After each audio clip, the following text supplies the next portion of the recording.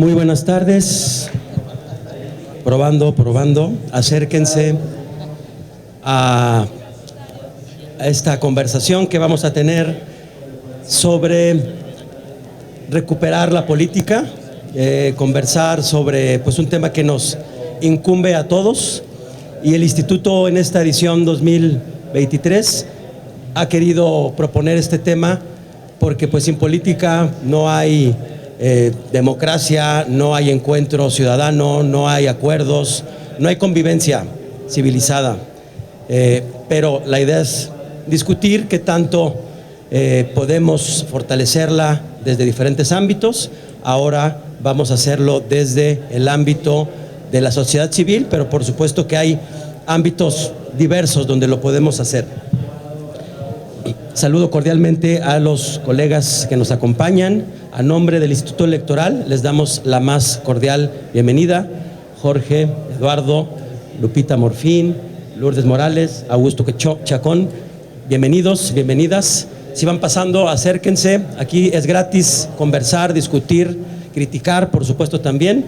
Entonces, damos inicio a esta charla. Diversos estudios revelan una profunda desafección social por la política. Dicho fenómeno se ha generalizado como tendencia global. Por ejemplo, en Jalisco, 57% de las personas manifiestan no tener interés en la política y suelen mencionar la decepción hacia la clase política como principal razón por la cual no votan. Sabemos que la política es una actividad que busca gestionar la diferencia a través de la negociación y el diálogo para encontrar las mejores soluciones comunes por la vía pacífica, por lo que cuando hablamos de calidad de la democracia resulta indispensable referirnos también a la calidad de la política. En ese sentido, la idea es reivindicar la política como una actividad que nos permite construir una sociedad donde las diferentes ideologías, formas de pensamiento y modos de vivir coexisten y conviven en paz, lo cual es una tarea fundamental. Les propongo que la dinámica de esta mesa sea inicialmente que podamos tener un espacio cada uno de ustedes de 10 minutos y una segunda oportunidad para algún contrapunto, algún complemento, alguna profundización que ustedes deseen hacer. Esta es la invitación. Rescatemos la política. Vamos a comenzar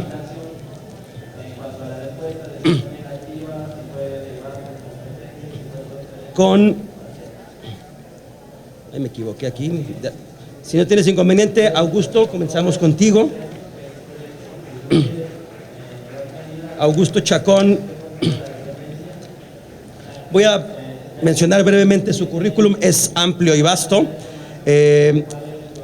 Pero diré de él que nació en el desaparecido Distrito Federal, habitante de Guadalajara desde 1975, tiene estudios de maestría de literatura del siglo XX por la Universidad de Guadalajara, dirigió la Fundación Ecológica Selva Negra de 2002 a 2013, coconductor del programa de radio Así las Cosas Jalisco en la estación radiofónica W, columnista del diario El Informador desde 2021, y es director ejecutivo del Observatorio Ciudadano Jalisco ¿Cómo vamos? Desde 2013.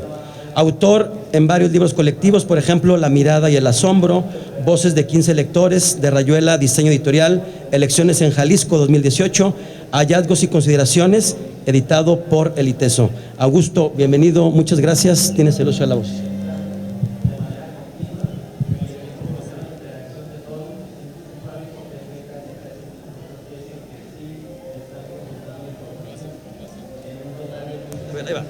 Todavía no, listo. Gracias. Gracias, Moisés.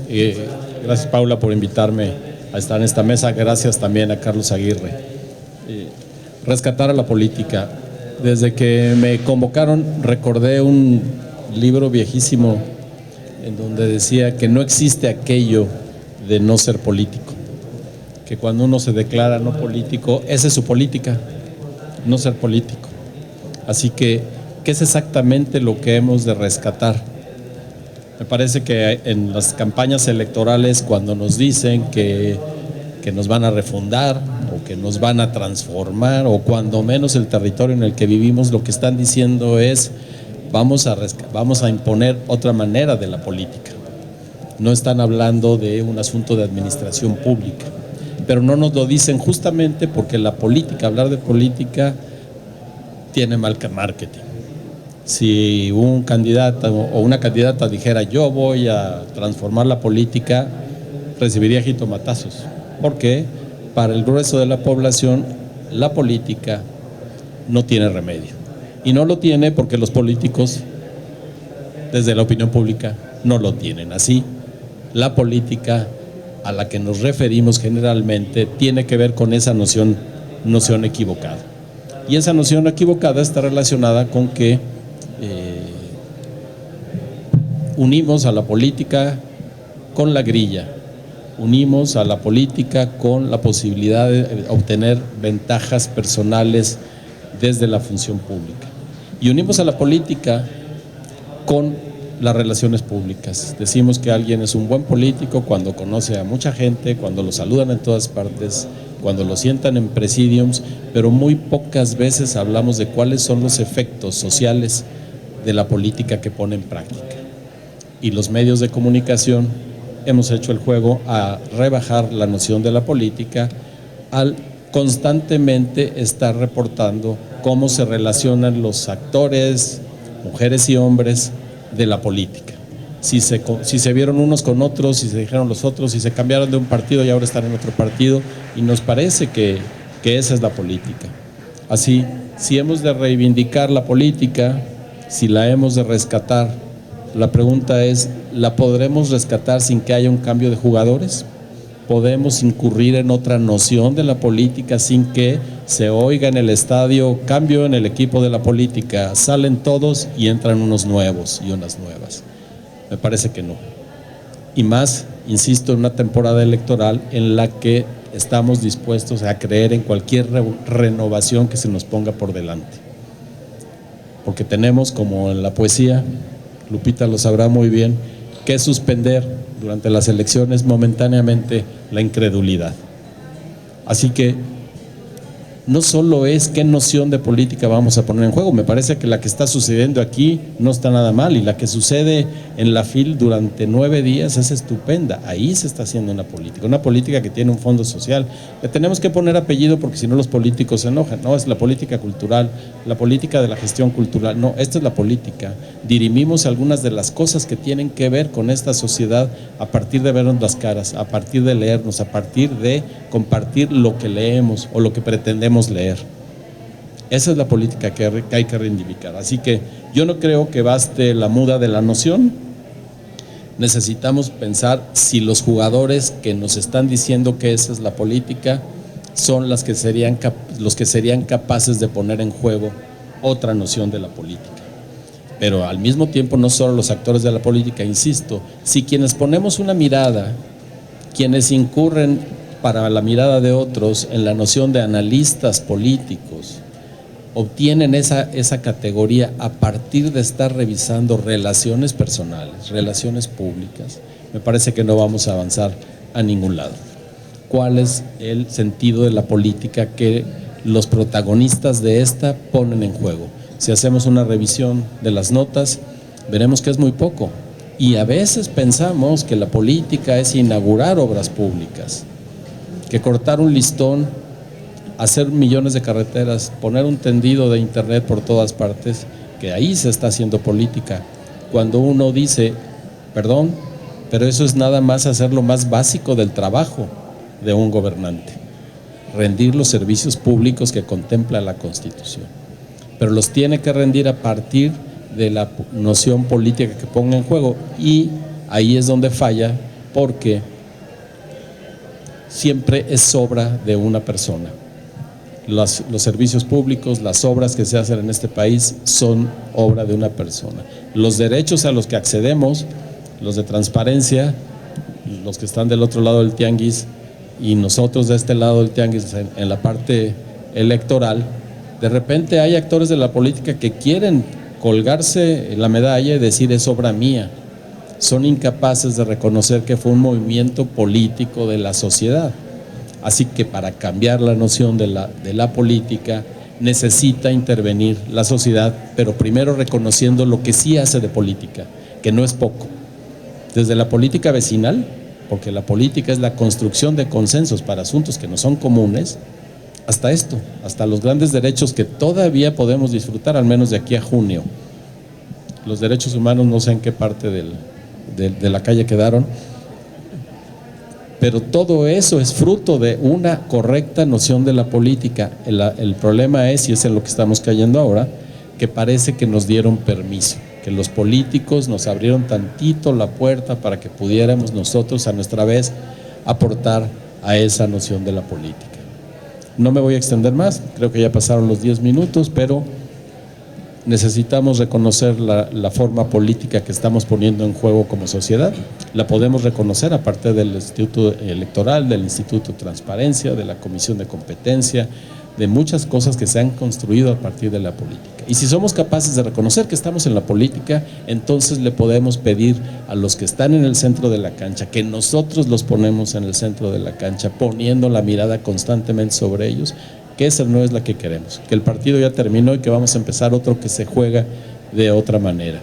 Pero no lo vamos a lograr solo a partir de una definición académica o solo a partir de una caracterización de los hechos políticos. Lo vamos a lograr a partir de que nosotros empecemos a mirar el juego de los políticos de una manera distinta. Así, inevitablemente me parece, o al menos es mi esperanza, habrá ese soñado cambio de jugadores y de jugadoras. La política no es servirse del erario, la política no es servirse del poder, la política no es trabajar para un grupo, se llame partido o como quiera que se llame el grupo. La política es cómo dirimimos nuestros conflictos, cómo ponemos en juego lo que tenemos a la mano para conseguir nuestros anhelos. Los anhelos que tenemos cada quien y los anhelos que como sociedad están consagrados en la Constitución. Si no podemos ser individuos plenos de derechos y plenos en libertades, la política que ponemos es la de sojuzgados. Y esa sería la única política que ponemos. Resignifiquemos la política a partir de reconocernos sujetos, mujeres y hombres políticos.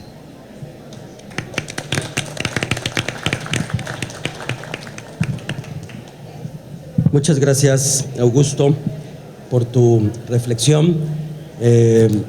Pues me gusta la idea de comparar la política con el juego, con las reglas, con los jugadores, y pues me parece una pues interesante propuesta de, pues si el juego se lleva de cierta manera, ¿cómo podemos hacerlo? Se me ocurre, no estoy dando malas ideas, una puede ser, pues ya no ir tanto al estadio, pero aquí como autoridad electoral, pues no puedo yo fomentar que la gente no vaya al estadio, pero que vaya de manera crítica, de manera informada, para exigirle a los jugadores, pues que eleven el nivel de juego. Quizás no es dejando de ir, pero sí decirles que los estamos observando, que los estamos viendo, que estamos, entre comillas, pagando un ticket, que es el derecho ciudadano, si se me permite un poco la comparación, pero sí tiene que haber presión, creo yo, de alguna u otra manera para que ellos se sientan, si no, creo que no va a haber motivaciones o incentivos para cambiar, ¿no? Pero me llevo esa analogía futbolística o del juego. Ahora le vamos a dar el uso de la voz a la doctora Lourdes Morales Canales, una gran académica, colega del instituto, mujer muy entusiasta, activa, y pues un gusto que estés acá, Lourdes. Bueno, voy a decir brevemente de ella que es directora de vinculación del Instituto de Investigación en Rendición de Cuentas y Combate a la Corrupción del Centro Universitario de Ciencias Económico-Administrativas, CUSEA, de la Universidad de Guadalajara. Es doctora en Ciencia Política por la Universidad de la Sorbona de París III, obtuvo su maestría en Comunicación Política por la Universidad de París I y la licenciatura en Comunicación en la Universidad Iberoamericana. Fue directora de Alianza Cívica, de México Observa y participó en el Foro Ciudadano de Oaxaca. Lourdes, mucho gusto que estés aquí, tienes el uso de la voz. Gracias, pues muy buenas tardes a todos, agradezco a la consejera presidenta Paula Ramírez la invitación y bueno, a los colegas por estar aquí en este espacio de debate.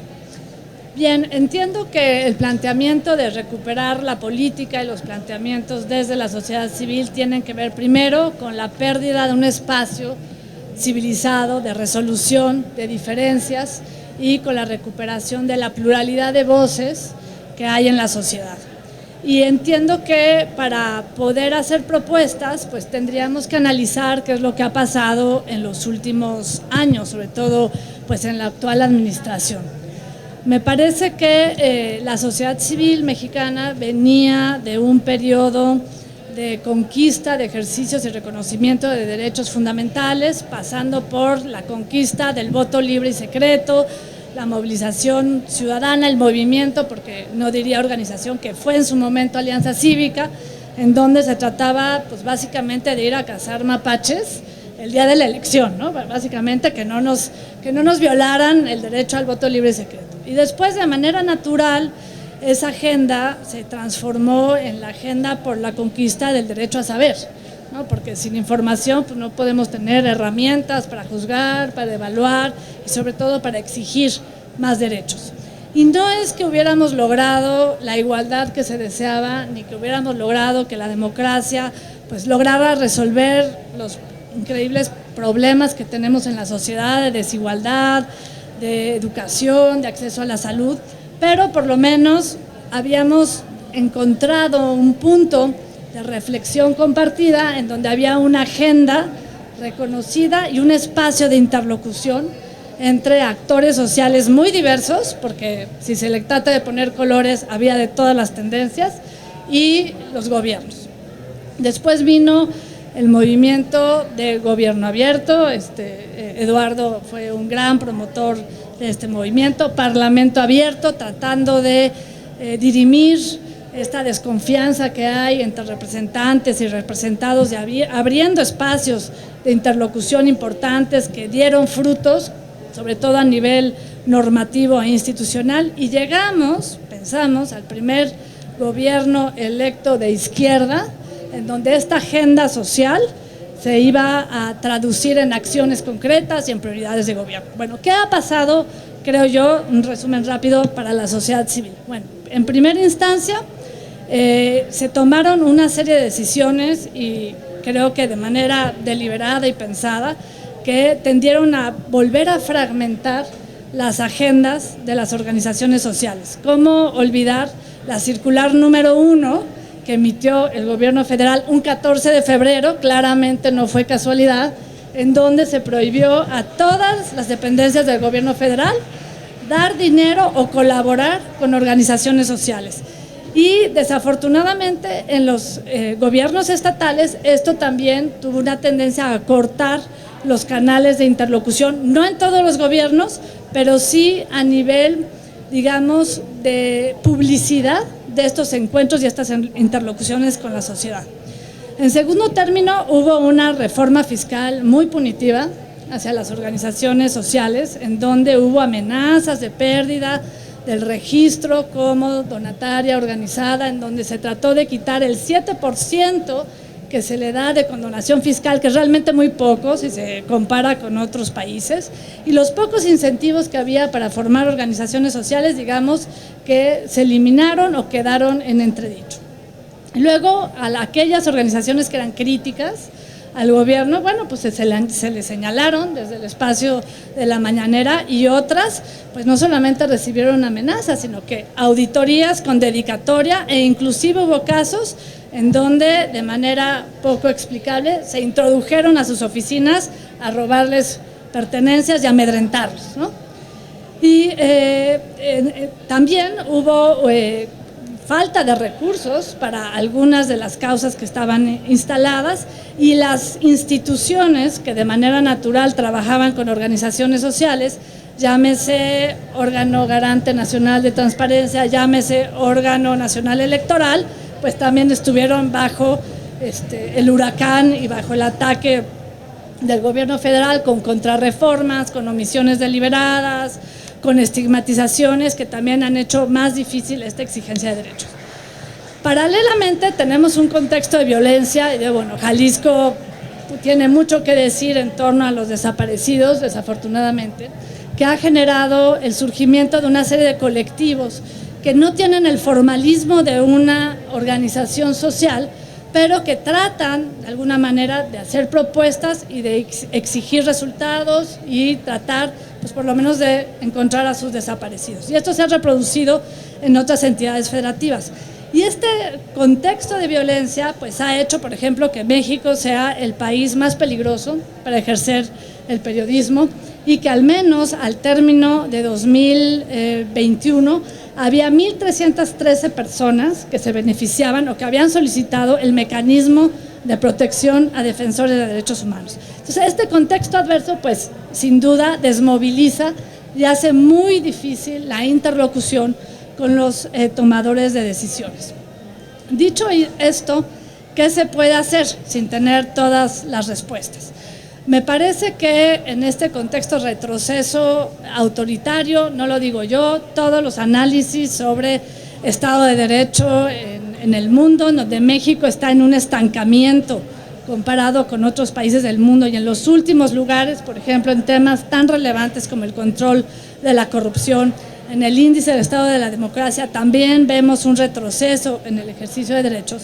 ¿Qué se puede hacer? Bueno, pues me parece que estando en este pabellón, la defensa del voto libre, secreto e informado, que suena a que estamos en los años 80, pero en cierto sentido lo estamos, aunque el contexto es muy distinto, pues es una prioridad, ¿no? La segunda es exigencia de información. Si no tenemos información de calidad, si no tenemos forma de contrastar las fuentes, de terminar con las falsas noticias, de evitar el discurso del odio y de exigir contenido en las propuestas políticas, pues va a ser muy difícil que podamos tener un poco más de influencia en el espacio público, ¿no? Y punto número 3, a diferencia de los años 80, pues México ya no es una isla y sí existen redes de colaboración con organismos internacionales, con otras organizaciones, con institutos de investigación que pueden apoyar el proceso para visibilizar el caso mexicano y para por lo menos alzar la voz de manera coordinada. ¿Cuál es la fórmula que podría ser más eficiente?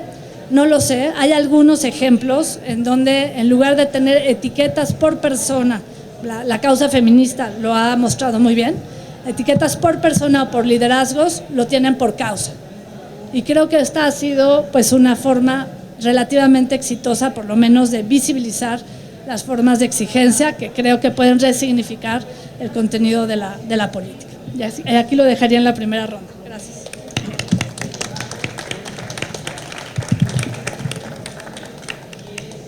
Muchas gracias, Lourdes, por tus reflexiones muy interesantes. Y bueno, creo que es evidente que no podemos entender dónde estamos ahora como país democrático, con sus bemoles, deficiencias, pero creo que todavía somos una democracia, de menos en la vertiente electoral, sin el empuje y la lucha de la sociedad civil, ¿no? Básicamente desde los 80, ¿no? Que ha empujado desde la Alianza Cívica y un sinfín de movimientos, la defensa al voto y otras agendas como la transparencia, el tema anticorrupción más reciente, pero que la sociedad civil ha tenido esta centralidad muy, muy importante. Ahora le voy a dar el uso de la voz a Eduardo Bojorquez. Él es pues un politólogo y es director de Transparencia Mexicana, capítulo México de Transparencia Internacional. Eduardo es un reconocido innovador cívico y una de las voces más escuchadas en temas de participación cívica, anticorrupción y apertura gubernamental. En la reforma anticorrupción fue el enlace de las organizaciones civiles, sociales, académicas y empresariales con el Congreso de la Unión. Ha sido reconocido a nivel internacional por la iniciativa 3 de 3, una iniciativa muy, muy importante para pues, transparentar, ¿no?, la acción de los candidatos o de las personas que están sujetas o que quieren participar por un cargo público, y actualmente es también integrante del Consejo Nacional de Áreas Naturales Protegidas y del Consejo del Pacto Mundial en México. Eduardo, muchas gracias por aceptar la invitación, un gusto tenerte acá. Gracias, Moisés, muy buenas tardes a todas y a todas en esta guerra de derechos, ¿no? Entre el derecho a saber y el derecho a un voto informado, a ver si lo logro. Gracias, Paula, por la invitación. nada más por el hecho de reunirnos nos hemos divertido ya mucho en el pre y seguramente en el post de esta conversación. Déjenme empezar por disculparme, porque hace muchos años me tocó impulsar la encuesta nacional de cultura política y prácticas ciudadanas que hizo la Secretaría de Gobernación. Y no saben cómo me arrepiento de esa encuesta.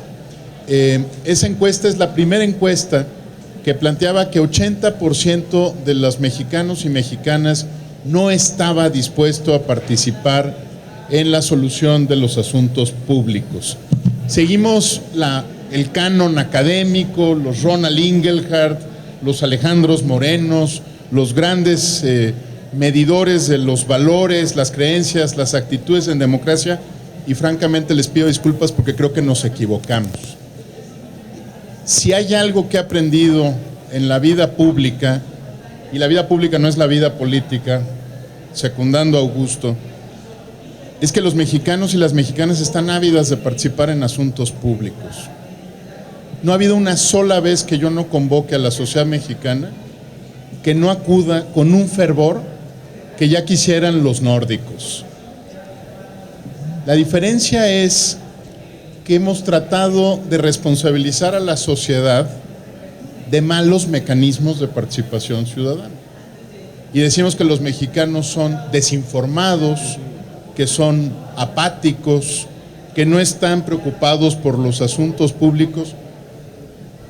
Abran la red social de su preferencia y van a ver decenas de miles de personas en este momento preocupados por lo que pasó en Tapalpa, tratando de actuar por lo que está pasando en Chiapas, tratando de contestarle al gobierno por el asesinato brutal de una joven ciclista en la Ciudad de México a manos de un pecero, y estoy seguro de que también hay algún equivalente local con alguna bicicleta en algún paso, donde algún camión que es concesión pública se pasó de la raya una vez más.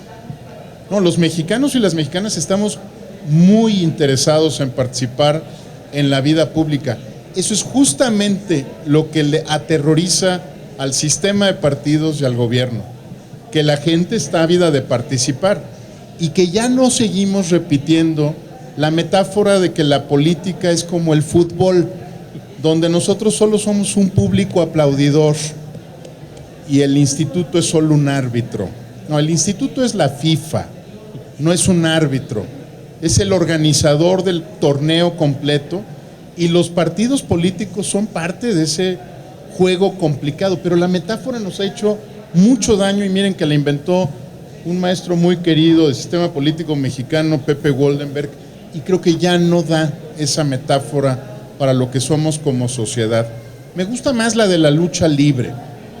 En la lucha libre hay dos grandes fuerzas, técnicos y rudos, y a veces se cambian de partido, lo vemos de hecho todo el tiempo, ¿no? Hay un técnico que se pone la cabellera diferente y se vuelve rudo, y un rudo que de pronto se vuelve muy técnico, ¿no? Y se pone saquito y participa de los debates de otra forma. Lo que realmente aterroriza a nuestra clase política es que ya no somos la viejita que en la fila 24 grita, ¡mátalo, santo, mátalo!, sino que nos subimos al ring y que ya sabemos que se cambian de partidos, que los técnicos a veces son rudos, que saben perfectamente qué hacer en la tribuna, cuándo se golpean arriba del cinturón, cuándo es abajo, cuántas machincuepas puede haber, y los tiene profundamente nerviosos. Y les encantaría que regresáramos a la metáfora de que la política es como el fútbol, donde lo que somos son 120,000 personas en un auditorio que pagaron sus boletos y que participan un día con el voto. Ya no somos esa sociedad.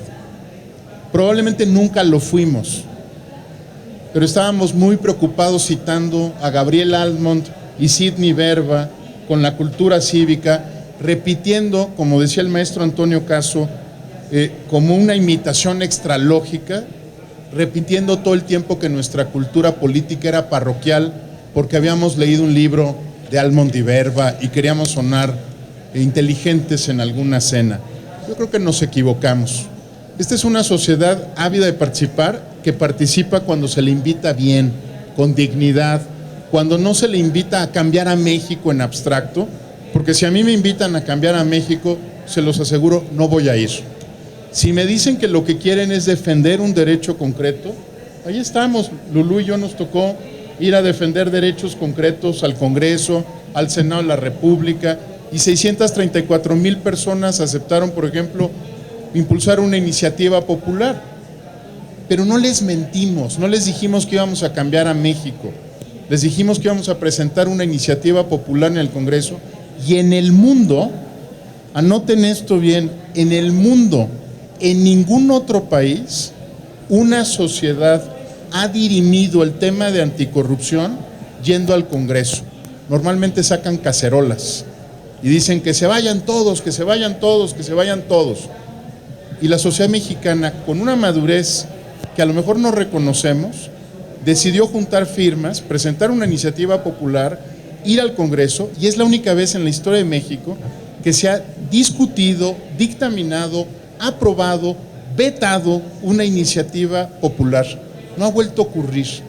Si ustedes me dicen que ese es un problema de nuestra cultura política, les voy a decir que no.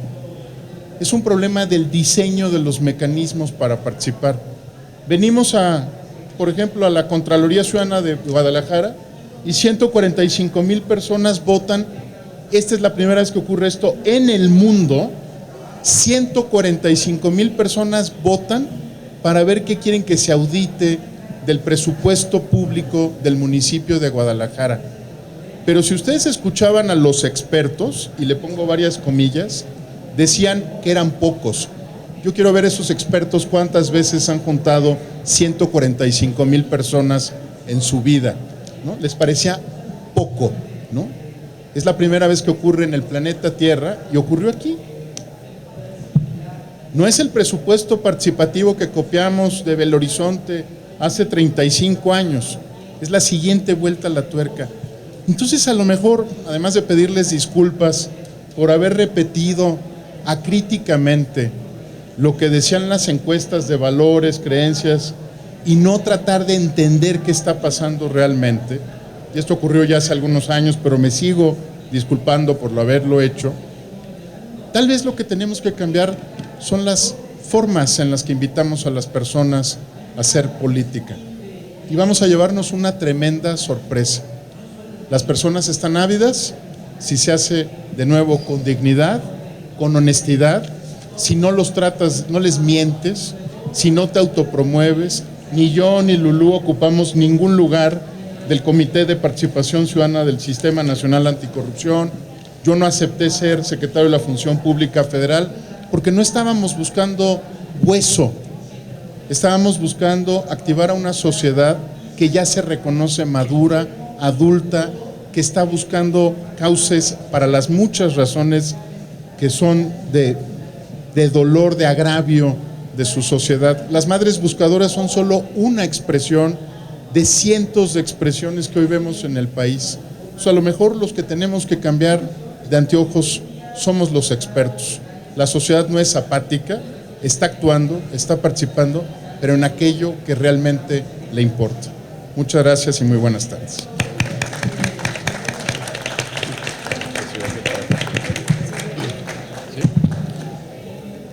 Muchas gracias, Eduardo. Voy a dejar un comentario para el final, para ya dar el uso de la voz a mi amigo, colega, politólogo muy querido, Jorge Latorre Flores. Él, voy a decir, que es doctor y maestro en ciencia política por Purdue, maestro en administración pública y políticas públicas por la Universidad de Pittsburgh y licenciado en estudios políticos y gobierno por nuestra querida Universidad de Guadalajara. Dentro del ámbito profesional se ha desempeñado como coordinador de la maestría en gestión pública y como secretario académico del Instituto de Investigación en Políticas Públicas y Gobierno de la Universidad de Guadalajara. Ha sido consejero electoral y director de participación ciudadana del IEPC Jalisco. Fue presidente fundador del Comité de Participación Social del Sistema Anticorrupción de Jalisco y actualmente se desempeña como presidente del Comité de Participación Ciudadana del Sistema Nacional Anticorrupción. Mi estimado Jorge, adelante, un gusto coincidir aquí contigo esta tarde. No, hombre, el gusto es todo mío, la verdad es que es una mesa muy querida y la verdad es que para mí es un privilegio compartirla porque son de las cosas que pasando los años uno se acuerda que eran, para mí esta es una invitación que les agradezco mucho. Y me gusta muchísimo la apuesta gráfica y he estado distrayéndome un poco pensando cómo pondría yo a Hobbes y a Max Weber, pero pues cada quien tiene su favor, no sé, está muy interesante, ¿no? Muy interesante, me gusta mucho y me gusta la provocación de esta mesa y el tema, porque tendemos a menospreciar en términos generales la política y hemos permitido que muchos usuarios de la misma le hayan dado un terrible nombre, sin entender que justamente no hay nada más ciudadano que la política. Incluso se ha puesto una especie de antípoda, tú eres ciudadano o político, cuando en realidad la mayor expresión de una ciudadanía es una manifestación dentro de esta comunidad política a la que pertenecemos, conocida como Estado. En tal sentido, la política pues es la alternativa de la guerra, del conflicto a golpes. Hay frases que para qué lo debatimos si lo podemos arreglar a fregadazos, y lo que se trata justamente es que tengamos un antídoto civilizatorio a la barbarie en la que nos puede poner estar en un momento sin un uso adecuado, racional de lo que es política, que no implica necesariamente determinar quién está bien y quién está mal, sino cómo vamos a vivir juntos dentro del mismo entorno, porque para el que tenemos enfrente seguramente los que estamos mal somos nosotros y otros más pensarán lo mismo de los dos. Si entramos entonces a pensar no solamente como dicen por ahí, la guerra no termina de decir quién tiene la razón, sino quién queda, pues entonces sin esa política, sin ese instrumento, sin ese lubricante social, los engranes sociales van a chirriar y van a romper la máquina y volvemos a ese terrible estado de naturaleza que cada día parece más cercano que de la época de Hobbes, y es terrible. Yo quisiera añadir 4 tendencias preocupantes que veo que dificultan, deslegitiman, desprestigian la política y que paradójicamente solamente con política de buena calidad vamos a poder remontarlas. En primer lugar, una banalización de lo político, en donde estamos viendo que las apuestas por colores fosforescentes o el generar un playlist en la patrañera o en ese tipo de cosas son tomadas como elementos que por desgracia vemos que sí son muy populares.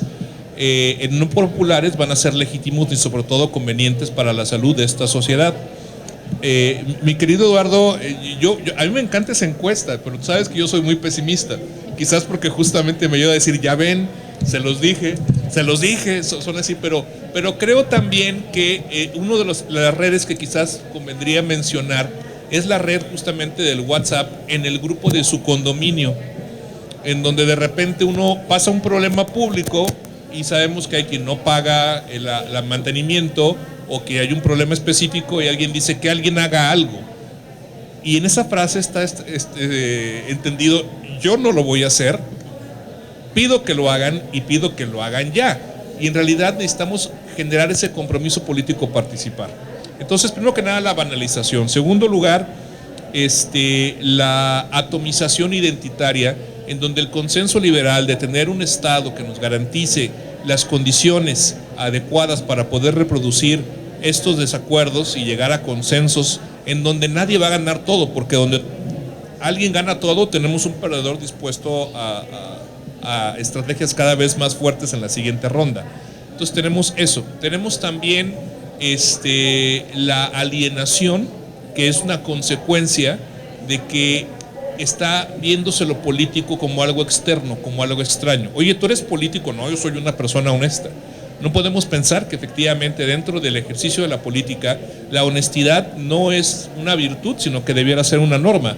Pero ante tantos ejemplos de lo contrario, de actitudes deshonestas, de actitudes reprobables, son los que terminan teniendo mayor impacto dentro de la psique social y terminan identificando la política como algo que realmente no quieren tomar en cuenta. Y no solamente en la ECUP, sino en varias encuestas internacionales también se manifiesta que muchas personas prefieren abstraerse de ello a menos que les vaya algo esencial en la participación política.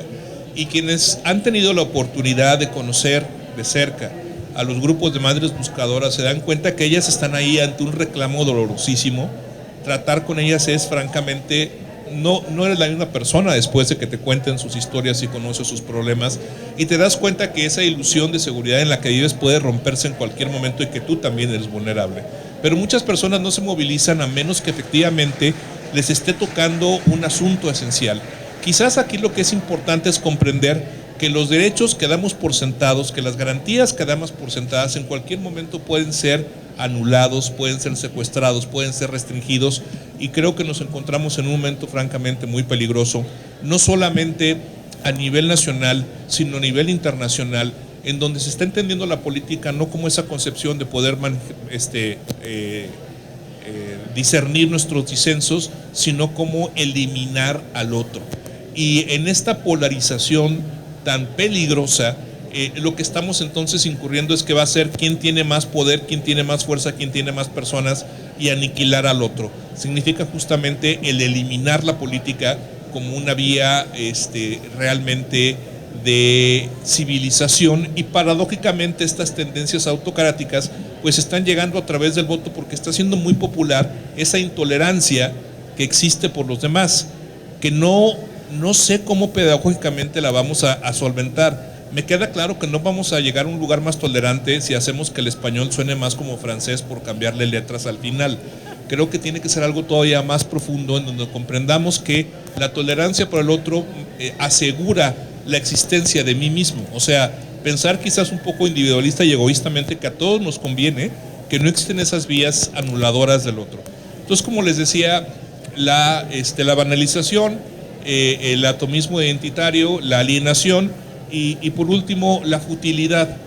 En realidad sí creo, en eso claro que estoy muy de acuerdo con Eduardo, que las personas van a participar si les generas una alternativa en donde los beneficios sean superiores a los costos intrínsecos de participar, pero sobre todo que le vean un sentido. Cuando hay una ocasión tras de otra en la cual participan, fracasan, ven que les cierran, es normal y es esperable que muchas personas terminan por rendirse y decir, voy a dedicar mi tiempo de una forma más rentable, voy a ver la serie que debo en Netflix, porque ahora ver series ya es como trabajo, ¿no? Tengo el adeudo de tantas series y tenemos que ponernos al día. Creo que es importante que exista entonces la posibilidad de que vean que tiene un sentido participar políticamente. Y también creo que hay una esperanza, porque con todo lo pesimista que puedo ser, particularmente en esta ciudad hace algún tiempo, vimos una esperanza, quizás hoy un poquito cancelada, en donde nos dimos cuenta que podía haber innovación, alegría de un grupo de jóvenes, en ver que la política tiene algo que más que ver que alcanzar cargos o que darse presupuestos. La reacción social en torno de ello creo que es mucho más valiosa que el experimento en sí, y yo creo que eso existe. Creo que a esos muchachos les debemos demostrarnos que hay razones, por lo menos en ese entonces, y creo que todavía, para ser optimistas y para no rendirnos. Esto aquí lo quiero dejar.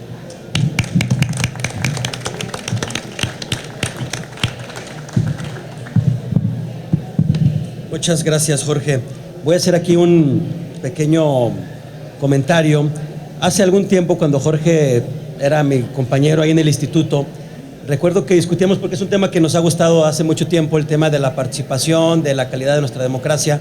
Yo pensé que ibas a abordar este tema, pero seguramente lo tienes por ahí, del ciudadano pentafásico, ¿no? Que era las virtudes de los ciudadanos para participar. Hay que pagar impuestos, hay que votar, hay que informarse, y me parece que también viene muy a cuenta, y me gustó mucho porque por ahí, no sé si lo publicaste en algún lado, pero bueno, me agradó mucho esa idea de estas virtudes cívicas fundamentales para ser, digamos, un buen ciudadano, un ciudadano que valga esa característica, ¿no? Bueno, vamos ahora a pasar con Lupita Morfín. Todos la conocemos, escritora, activista, fue la primera presidenta de la Comisión de Derechos Humanos, ¿la segunda? Primera mujer, precisión, muy bien. Pero bueno, yo te recuerdo mucho, muchos te recordamos en esa tarea, y bueno, voy a decir brevemente unas líneas de su ficha curricular. Ella es poeta, estudió un año de teología en la Universidad Gregoriana de Roma, la licenciatura en Derecho y la maestría en Literatura del siglo XX en la Universidad de Guadalajara. Colaboró en la fundación del periódico Siglo XXI en Jalisco, ha sido editorialista en Mural del Grupo Reforma, fue presidenta de la Comisión Estatal de Derechos Humanos de Jalisco de 28 de abril del 97 a de esa misma fecha del 2001. Lupita, un gusto recibirte, que estés aquí para compartir tus reflexiones de este tema que tanto nos agrada y nos apasiona. Muchas gracias, Moisés. Muchas gracias, Paula, por la invitación. Y bueno, estoy encantada de estar en un stand donde conviven Hannah Arendt con Paquita la del barrio, y acá tenemos a Nietzsche como jugador de fútbol. Es fascinante cómo han logrado decorar, armar estas paredes. Y me da mucho gusto compartir con todos ustedes en esta mesa, donde he oído cosas con las que coincido muchísimo, de Lourdes, Jorge, Eduardo, Augusto, Moisés como moderador. Me parece propicio preguntarnos por qué es importante rescatar la política, para qué importa y para quiénes importa. La política parece haberse convertido en una actividad desprestigiada, pero también ha sido reconocida como una actividad humana más noble, la que se ocupa del bien común, del bienestar colectivo, la que diseña y edifica la polis, el ágora plural, donde sucede el diálogo sobre las cosas que compartimos: vacunas en medio de una pandemia, atención a desastres, obras públicas ajustadas a presupuesto, deudas públicas, sanciones a quienes agreden u ofenden a sus conciudadanos. Yo soy inmenso y contengo multitudes. Contengo multitudes es una frase de Walt Whitman de su Canto a mí mismo. Esa debería ser una máxima válida para los partidos políticos. Ser al mismo tiempo expresión de multitudes, ser también su contención.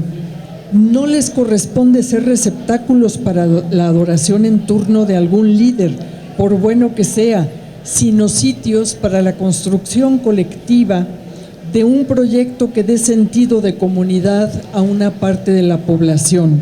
En otras palabras, les toca hacer espacios para la elaboración de propuestas, programas a partir de principios. Si se convierten en altares para el culto personal, se corre el riesgo de ver los principios y las propuestas hechos a un lado, arrastrados por la fama creada en torno a algún influencer de las redes sociales, más o menos diestro en vestirse a la moda, cultivar una imagen, posar para las cámaras, blanquearse los dientes, usar o no zapatos fosforescentes y decir frases vacías. La política no se reduce a los partidos, que son su vehículo, pero también pueden ser su lastre. Los partidos son importantes para conjurar el riesgo de los cultos personales antes señalados, pero la política es sobre todo el arte de darle cauce a una conversación que resuelve problemas cívicos entre personas diferentes. Más que nunca urge rescatar el interés en la política de parte de las y los jóvenes. Enorme tarea les estamos dejando, además de pésimo testimonio, y tendrán que crear algo nuevo tras el desastre heredado. ¿Cómo hacerle? Es todo un desafío, no solo en el campo del lenguaje, sino el de la ética, el de la filosofía. Por eso importa que siga habiendo en la formación de jóvenes materias humanistas. Hacen falta palabras audaces, medios atractivos, pero también mensajes que las y los ayuden a vislumbrar un sentido para sus vidas. Es decir, no basta la envoltura, sino tiene que haber algo de tuétano, mucho tuétano, y sobre todo un testimonio ejemplar de coherencia desde los liderazgos políticos. Un testimonio que signifique darle la espalda a la rapacidad que impera, a la indolencia que lastima, al cinismo. Todo esto son males mayores de nuestra clase política.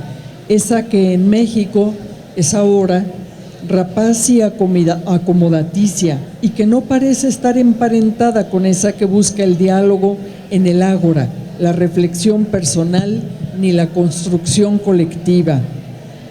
Francisco Morfín es rector del ICIA, Instituto Superior Intercultural Ayuca, en la zona Mije, en plena selva de Oaxaca, educador con experiencia en comunidades wixárikas, rarámuris y mijes, invita a la construcción de un nosotros comunal, lo que implica una conciencia de la interdependencia en que vivimos, un saber vivir en armonía con el entorno y la resolución de problemas comunes de manera amistosa, con el cuidado permanente de unos a otros.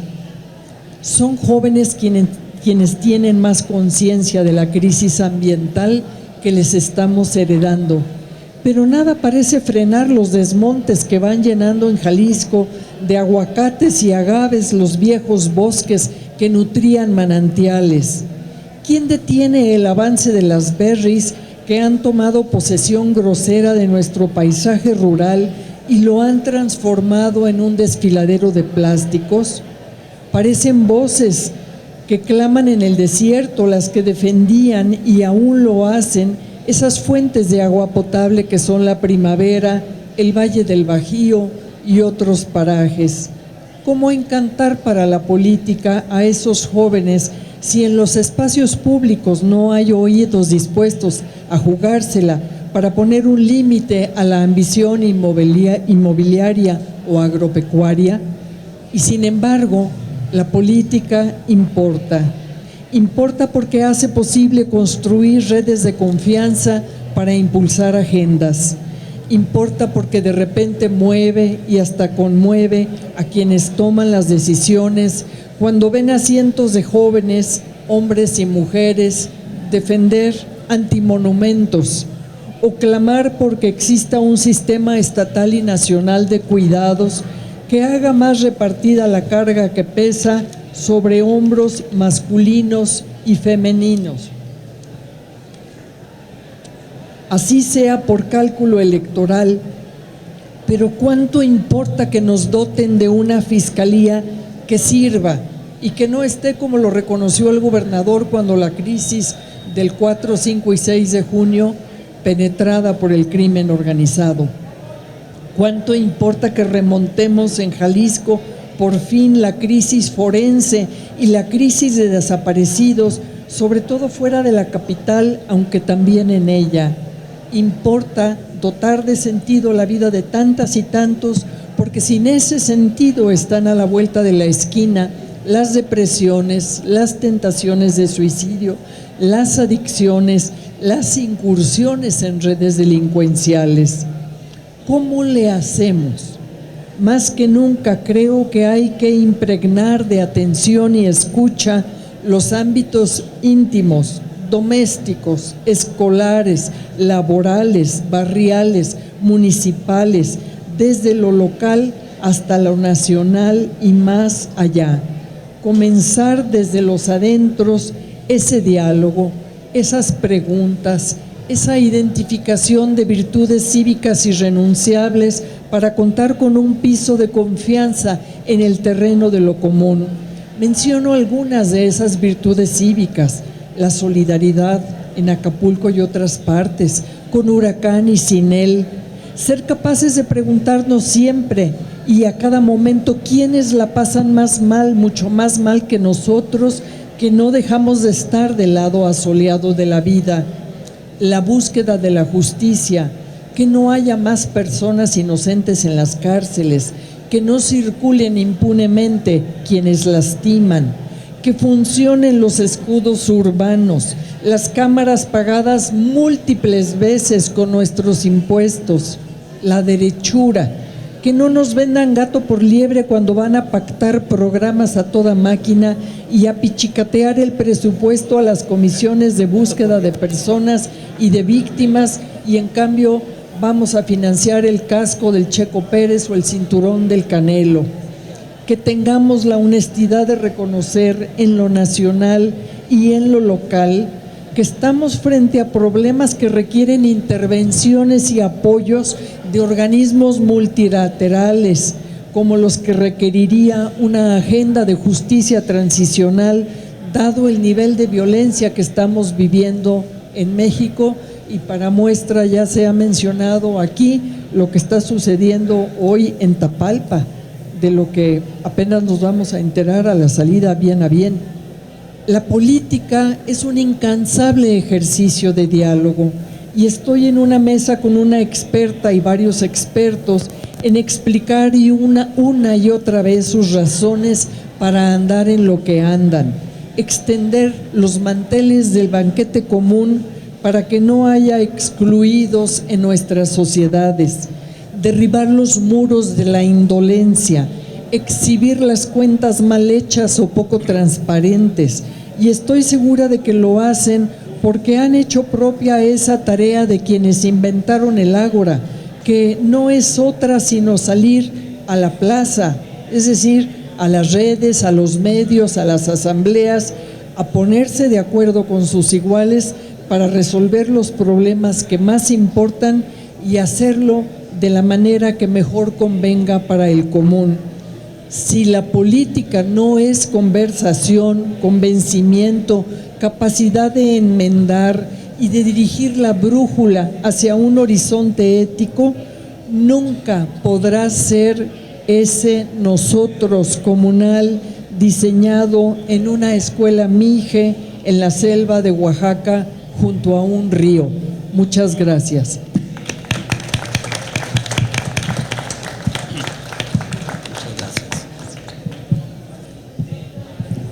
Muchas gracias, Lupita Murfín, por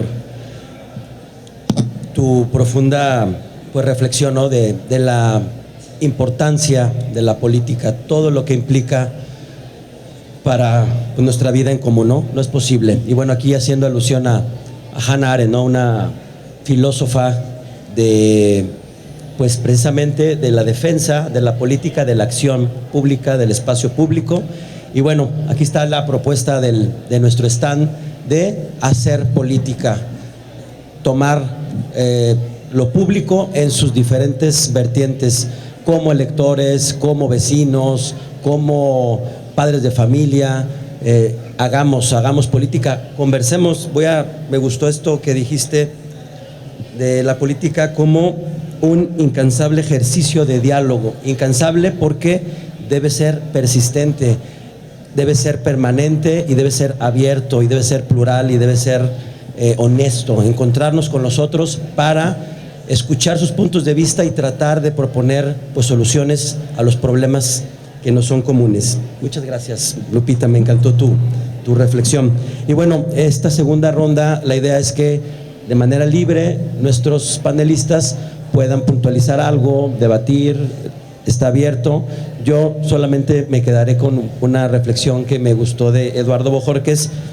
Me pareció interesante todo el tema de estudios de opinión que dicen que los ciudadanos mexicanos pues somos apáticos y demás, y eso es como una constante desde hace muchos años, y creo que hay como ciertas contradicciones, porque también lo que vemos en muchos estudios es que también tenemos mucha desconfianza hacia el otro, incluso con el vecino.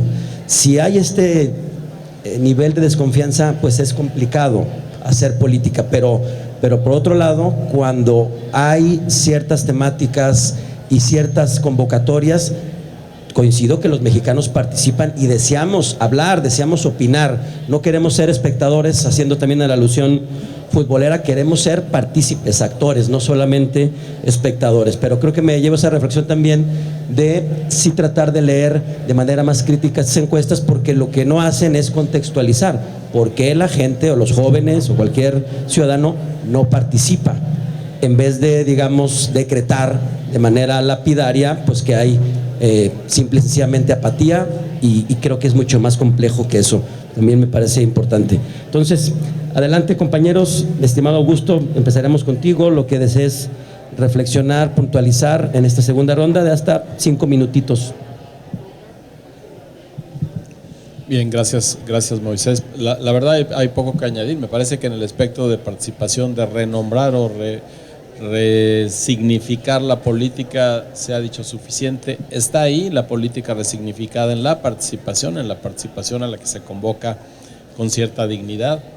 Aquí una persona que estuvo mucho en el activismo político y en el activismo público y que pasó a ocupar una posición en el gobierno, que fue una gran propulsora de legislar la participación.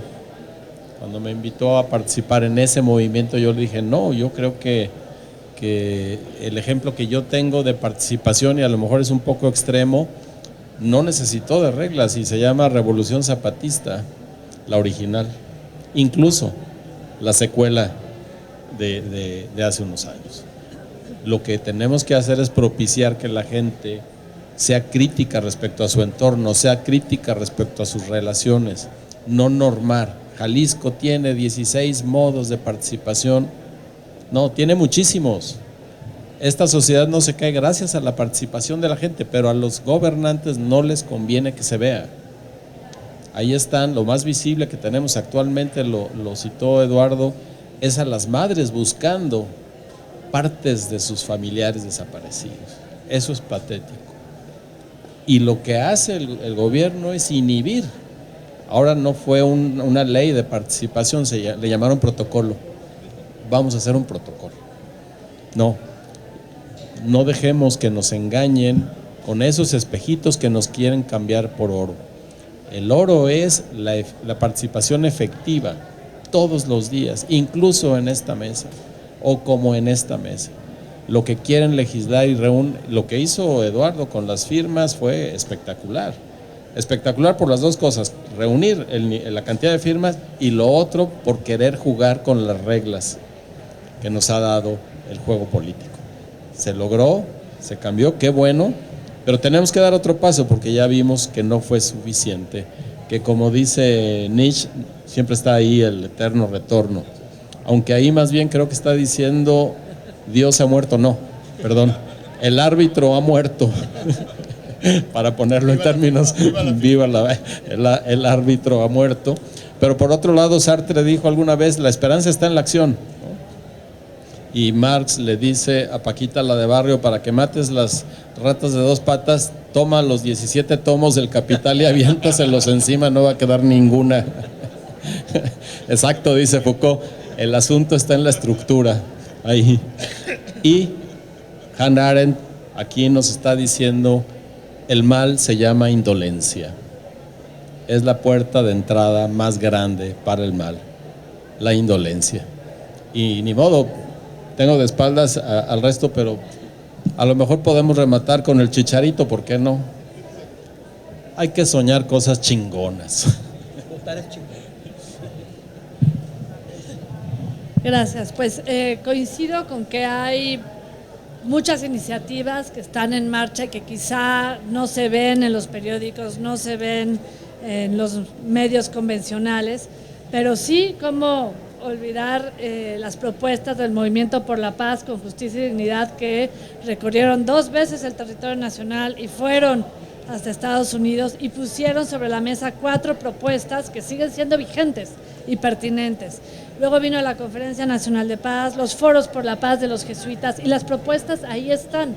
Y lo que es muy interesante es cómo se están articulando tanto las iniciativas de los ámbitos íntimos y escolares, como en Michoacán, que están haciendo cosas muy interesantes de reconstrucción y de activar especies de botones de alerta desde lo local, para por lo menos tener una forma de respuesta en una lucha entre desiguales contra el crimen organizado, pero al menos se está cocinando desde la sociedad.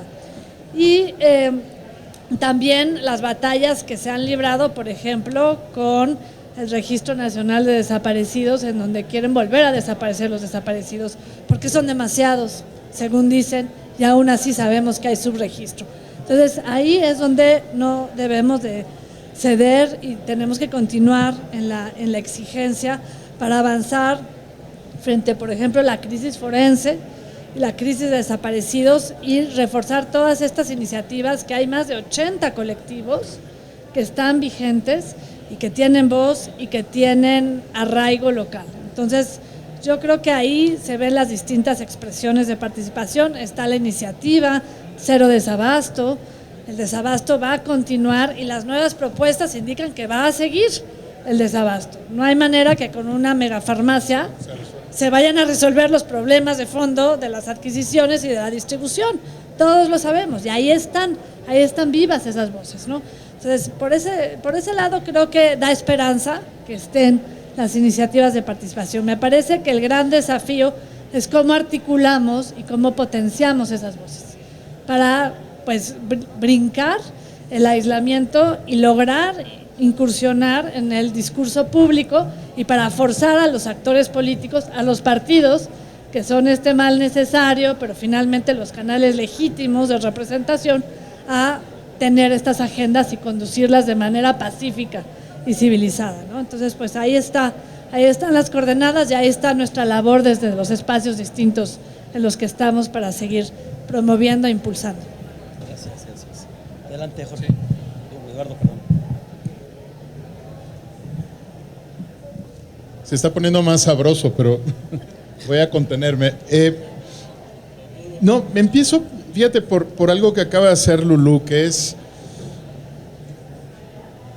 que si no nos reconocemos en nuestra acción política y nos seguimos estigmatizando como un pueblo que no participa en lo público, no le vamos a dar la vuelta, nunca. Déjenme tocar, porque Moisés puso la otra parte de la ecuación, que es la confianza interpersonal, ¿no? ¿Ustedes conocen Bumble? ¿Sí? ¿Alguno de ustedes sabe alguna de esas aplicaciones para ligar? No, me quedé en Tinder. Bueno, los que tienen Bumble son absolutos confiados tienen confianza interpersonal como nadie, ¿no? Van y se sientan en un lugar, conocen a una persona y construyen una relación. ¿No será que otra vez nos está pasando con la confianza interpersonal lo mismo que nos pasó con el tema de participación en la vida pública, que le tenemos tanto respeto a la teoría que ya no estamos leyendo lo que está pasando realmente? Todos los días hay personas jóvenes en México que a través de un aplicativo conocen a otras personas sin haberlas visto nunca. Solo vieron una fotografía, luego se decepcionan cuando ven a la persona en la vida real, pero básicamente confían, ¿verdad? Y construyen tal vez la relación más difícil de construir con una persona, que es una relación amorosa. Yo siento que estamos en una oportunidad de reconocer, resignificar, reentender lo que está pasando, ahora que está también de moda lo ayuk, ¿no? Porque es toda una corriente en este momento en el país del pueblo ayuk. Yo siento que lo que nos ha faltado es reconocernos en nuestra capacidad política, en nuestra acción, y que estamos todo el tiempo negándonos. Y voy a poner el último ejemplo. La Constitución no lo dice textualmente, pero invoca un voto informado. Aquí que me corrijan los que trabajan en el órgano electoral, pero la invoca, no lo dice textualmente, pero invoca un voto informado. Suena bien, ¿no? Y luego estigmatizamos a la población y la llamamos inculta por no saber quiénes son sus candidatos y candidatas. No sé si han visto eso. Bueno, déjenme ponerlo con números. Si en 2021 ustedes no encontraron a sus candidatos y candidatas, es porque no estaban en ningún lado, no porque sean incultos. Como está construido nuestro sistema electoral, no permite hacer una cosa súper básica, que es comparar y elegir entre dos candidatos. El día que conocemos a todos los candidatos y los podemos comparar, es el día de la boleta. Esa es la primera vez que vemos a todos los candidatos juntos. Conócelas y conócelos no está diseñado para comparar y elegir entre candidatos y candidatas del mismo distrito electoral, y ahora es la norma para los órganos estatales y para los OPLES. Nuestro sistema está diseñado para que no tengamos información sobre las personas que aspiran a gobernarnos. Eso sí, nosotros pagamos la propaganda, los contribuyentes pagamos la propaganda, pero la información no la tenemos. En 2021, 65 millones de electores no pudieron tener la información mínima para comparar entre dos candidatos o candidatas y elegir a uno de ellos. 65 millones de electores. Sé que los va a desconcertar porque, claro, estamos tan acostumbrados a nuestro sistema electoral que premia la propaganda, el TikTok, los espectaculares, fosfos o no fosfos, ¿no? Que no sabemos cómo es la información porque no la tenemos. En 2021 la única plataforma de candidatos y candidatas era la del INE y solo tenía 6,000 de los 235,000 candidatos y candidatas del país. ¿Sí? Un periodista nacional, Pascal Beltrán del Río, un día me habló y me dijo, oye, yo tengo un departamento de investigación y no sé quiénes son los candidatos y candidatas de mi distrito, porque no están ubicados así. ¿Qué de verdad es tan difícil hacer el Amazon electoral? De verdad es difícil decir, mira, compáralo, aquí está su información, fíjate que no le fue muy bien, o incluso saber que se reeligen. Déjenme hacerles una apuesta, a ver si gano. No soy de apostar salvo que vaya a ganar, así que espero que no apuesten en mi contra. En 2024 les van a esconder que algunas personas se reeligen. Les van a esconder la información. Se van a presentar los candidatos y candidatas como si fuera la primera vez. Van a apostarle a los bajos niveles de información y lo van a esconder. Espérense a ver los carteles. Los que se estén reeligiendo no van a decir, busco la reelección legislativa, quiero ser nuevamente tu diputado y diputada federal. Los que se presentan como si fuera la primera vez. ¿Por qué? Porque si se presentaran por la reelección, necesitaríamos información, ¿no, Lulú? Que nos dijeran cómo se desempeñaron, qué éxitos tuvieron, si fueron buenos funcionarios o no lo fueron. Pero como el sistema está diseñado alrededor de la propaganda, no les van a decir que se están presentando nuevamente para ser reelectos en el voto. En el Congreso Federal es más de la mitad de los legisladores los que se va a reelegir. Les aseguro que cuando vayan a ver esas listas, no van a ver carteles que digan, pido nuevamente tu voto para regresar al Congreso Federal, porque eso abriría una conversación que no están interesados que tengamos. Déjenme cerrar con esto. Si no hay información, como decía Lourdes, y varios de aquí los han planteado, es imposible tener un voto informado. Y la propaganda no es información. La propaganda es propaganda, aunque se pague con dinero público. La información que tenemos hoy es mucho más sobre el proceso electoral, sobre la organización, sobre la fiscalización, que sobre los candidatos y candidatas. Es más, la 3 de 3 contra la violencia no va a ser pública.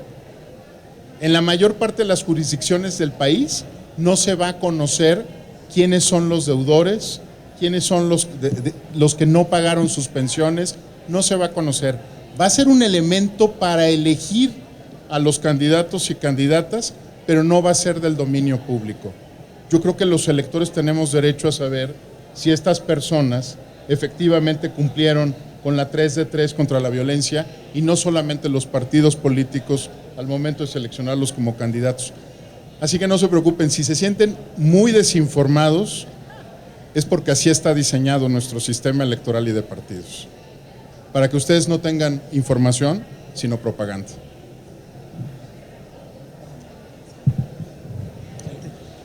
Bueno, pues sí, muy revelador, de hecho, de mis 4 preocupaciones originales, escuchando a mis colegas en la mesa, pues me resuelten otras 3 más.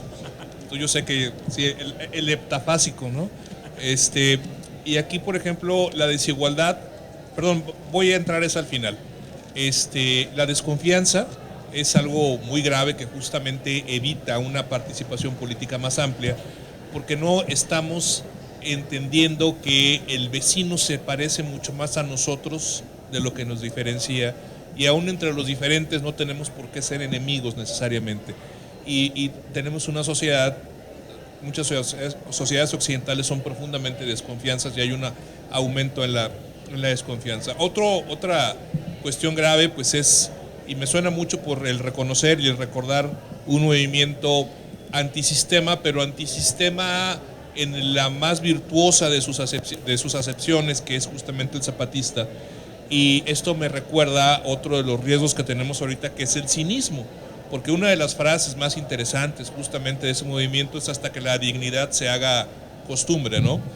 Y con esa frase cierra uno de los mayores cínicos contemporáneos, que es un exministro de la Suprema Corte. Ante ese cinismo, pues es evidente que las personas terminen por desconfiar todavía cada vez más. Por último, y para intentar un poquito seguir aquí la metáfora del Nietzsche Chicharito, del superhombre, en realidad para poder participar necesitamos no que se sea necesariamente un superhombre, sino que existan las condiciones para que dentro de la desigualdad en la que vivimos, la participación no sea prohibitiva para amplios sectores de nuestra población. En realidad, somos un sector privilegiado que le permite el tiempo y las capacidades económicas poder estar en estos foros, poder participar, poder viajar, poder opinar, y en realidad la mayoría de las personas en este país, si no tienen 2 trabajos, por lo menos llegan después de 2 horas de transporte hacia sus casas, y no les podemos culpar que no quieran escuchar malas noticias o que estén alienados hacia la participación. Necesitamos ver la manera en la cual la tecnología, en lugar de dividirnos cada vez más, puede ser ese puente para que se abatan esas desigualdades que tienen que ver con tiempo, que tienen que ver con conocimiento, que tienen que ver con las posibilidades y las energías.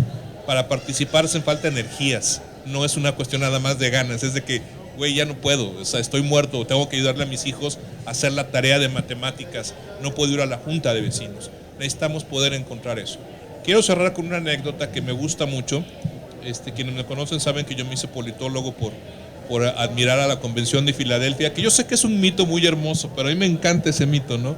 Y dentro de ese mito hermoso sale Benjamin Franklin, después de que se discute justamente qué va a pasar o cómo van a quedar, y una señora que estaba muy activa ahí dentro de esta mitología, porque claro que la historia norteamericana y la mexicana tienen mitos, le dice: señor Franklin, ¿qué nos dieron? Vamos a hacer una monarquía, una república, una democracia. Y hay una frase muy bonita dentro de ese mito, ese bello cuento, en que Franklin le dice: señora, una república si tienen el valor de conservarla. Y yo creo que justamente en este país, el que tengamos una república, que tengamos una democracia, dependerá de que estemos listos para poder dar ese esfuerzo que la historia muy pronto, no muy pronto, ya nos está demandando, ¿no? Una democracia es que tenemos el valor de luchar por ella. Muchas gracias. Esta mañana se otorgó el premio en Lengua y Literaturas Romances a una extraordinaria poeta mexicana, a Coral Bracho, una poeta que conviene leer y el jurado mencionó cuya característica esencial a lo largo de su trayectoria poética es la conciencia de la temporalidad de la condición humana, de lo fugaces que somos, lo breve que es nuestro paso en la tierra. Hablan del tiempo. Y Augusto mencionó al Ejército Zapatista. Han empezado a surgir nuevos comunicados del subcomandante Moisés, y en el número 10 de ellos nos invita como sociedad en México a haciendo lo que cada quien tenga que hacer, pero que lo hagamos con la disposición de heredar la vida. Si la política no es capaz de heredar la vida, ¿qué nos hereda? ¿La muerte? Heredar la vida significa muchas cosas, desde respetar todos esos esfuerzos que en lo pequeño, en lo local, mencionaba Lourdes, en Michoacán, en Cerocagui, en Chiapas, en Bachajón, sé que hay, o en otros municipios, están partiendo de la humildad y fortaleza de lo local precisamente para que haya vida.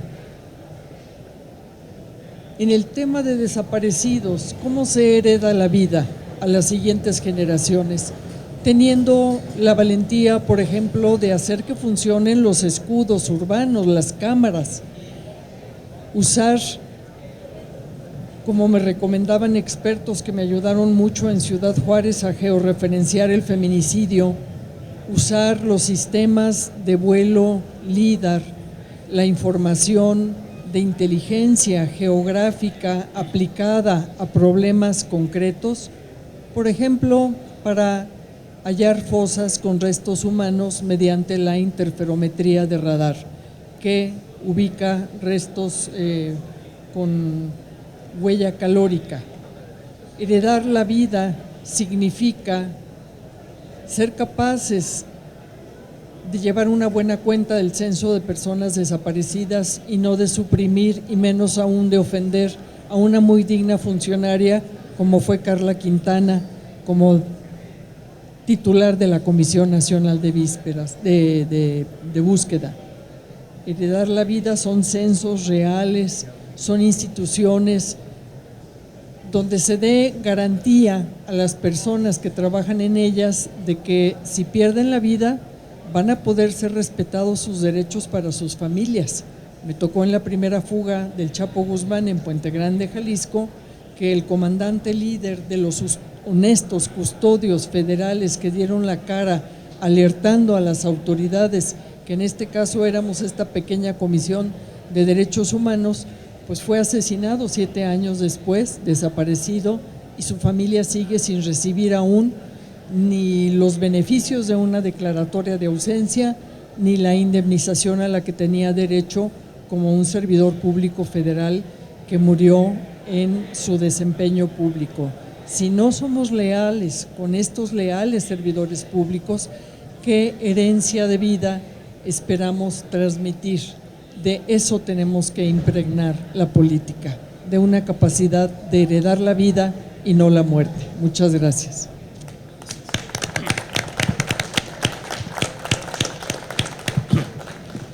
Muchas gracias a todos y a todas por sus reflexiones.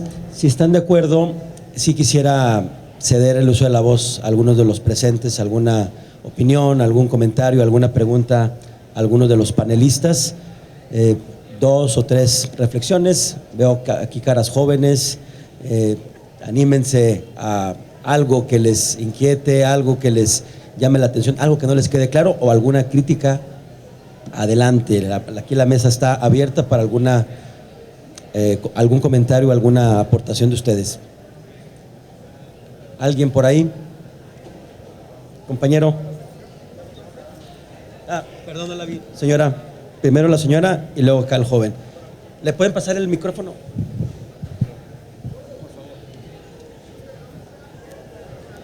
Sí, me gustó mucho la palabra que mencionaron sobre la indolencia, porque cuando es el día de las votaciones, la verdad que cada vez es nada más como un simulacro porque va muy poca gente a votar. Yo creo que de todas las boletas se queda más de la mitad en blanco y nadie dice nada. Se sigue el teatro de que ganó fulano, ganó perengano, pero porque se sabe anteriormente al voto que ya estaba pactado eso. La gente ya no le interesa, porque entre los comerciantes dicen, ya nos quitaron la IFE y vamos a votar por fulano. Y en la calle se escucha eso y todos lo saben. Entonces, no es indolencia, es como, pues ya se hizo, ya, ¿qué me queda? ¿Qué hago? Gracias. Al joven por allá atrás, al de camisa gris, por favor. Bueno, de mi parte me gustó mucho lo que dijo la dama Guadalupe en la cuestión de los cuerpos que han encontrado, cómo lo han llevado, pero me gustaría saber cómo lo han concluido, cómo se ha llevado, porque siguen haciendo, sigue apareciendo, sigue existiendo esa delincuencia y nunca se ha visto nada de eso o ninguna mejora en todo lo que se ha llevado y pues no se ha visto como un cambio o algo que se lleve a cabo por parte de los políticos, ¿no? Se interesan más por arreglar, hacer, pero no cambiar mejor la vida de aquellas personas que a lo mejor pueden cambiarla estudiando en vez de enfocarse más en la delincuencia. Me gustó mucho eso. ¿Alguien más? Compañero, adelante. Hola, ¿qué tal? Buenas noches. Primero, pues agradecerles su tiempo, su espacio, su experiencia. La verdad que nunca pensé que iba a estar como una exposición tan buena. Cada comentario que han hecho les he estado poniendo bastante atención. Sinceramente, hablo por muchos jóvenes que no tenemos, como bien dicen, la información o ese apego al Instituto Electoral para realizar nuestro voto. Realmente no nos llama la atención ir y votar, aunque la misma sociedad, nuestros mismos padres, nuestros maestros nos dicen, si no van a votar, su voto se va a robar y al final va a ir para un partido político económico que va a pagar por ese voto, ¿no? Que al final de cuentas, como bien dicen, no quieren que estemos informados, no quieren que se sepa, pero que al final a voces termina saliendo la sociedad.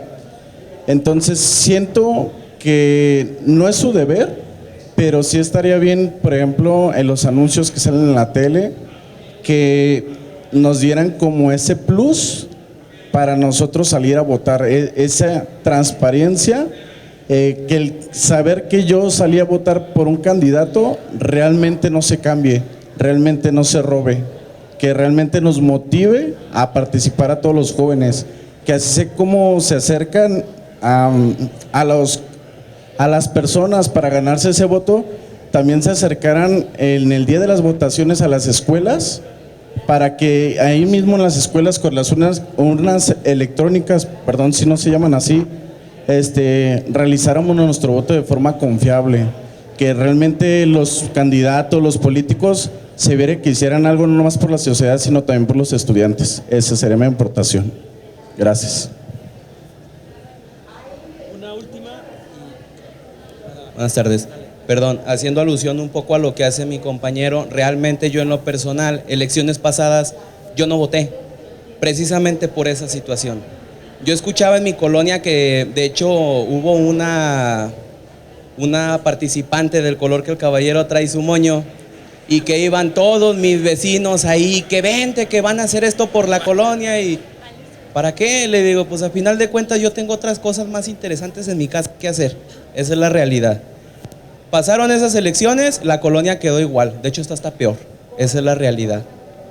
Haciendo alusión a lo que hace la señorita también, a lo que hace mi compañero, bastantes desaparecidos, delincuencia, todo lo que prometieron, ¿dónde quedó?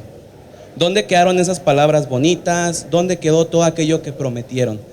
Nosotros los jóvenes ya no queremos que nos estén diciendo palabras, ya queremos hechos, es lo que muchos de nosotros queremos y creo que también hablo por muchos. Nada más dos preguntitas rápidas para Eduardo. Cuando dice que se arrepiente de la encuesta, ¿por qué se arrojaron esos datos? ¿Falló la metodología o la gente no quiso responder o qué pasó ahí? Y también